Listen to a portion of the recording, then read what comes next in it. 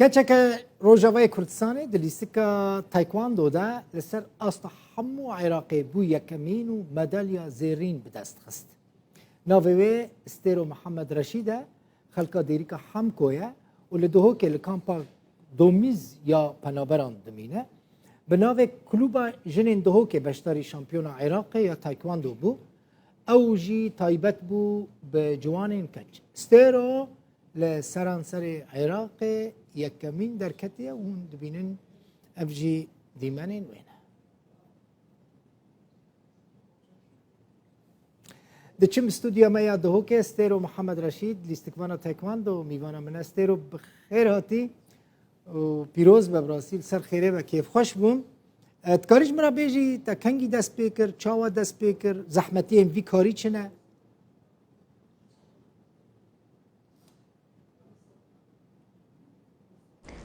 تساوي خودش ترازي بيت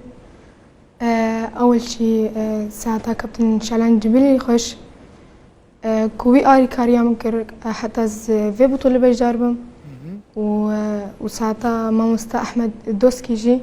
خوش مدربين نادية أفرتن دهوكي كوي وكابتن شعلان هفرة اتفاقي كرن كوز بكرم بطولة كي ولا بشاركينم والحمد لله كمين آنيت سر فئة ناشئين جي وفئة شابات جي هردو فئة كمين آنيت الحمد لله. چند سال استیرو چند سال تایکواندو دلیزی؟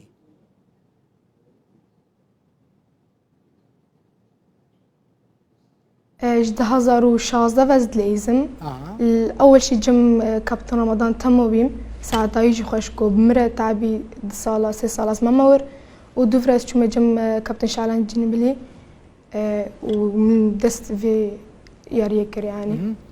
ما شاء الله تقلك خلاط خصنا ميداليه خصنا استيخو تكاريج مره بحسوان بكي استيرو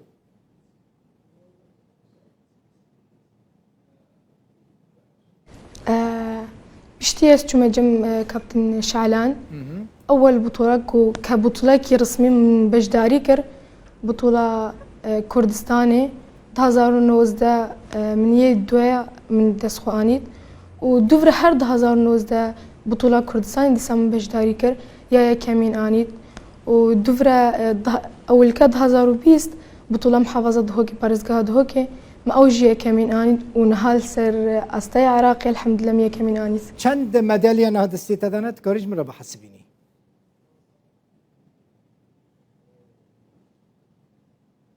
4 ميدالينا افيك رسمين اما يدي قالك انا قالك مول انا هيفيدي كم ايدي هر سال يعني هر دما كنت بشتري شامبيون دبي هر دمه ببي شامبيون ويا كمين در كوي زور سپاس جاره كدن پیروز به لسر خيره به استيرو محمد رشيد شامبيون تايكواندو يا عراقي زور سپاس تساوي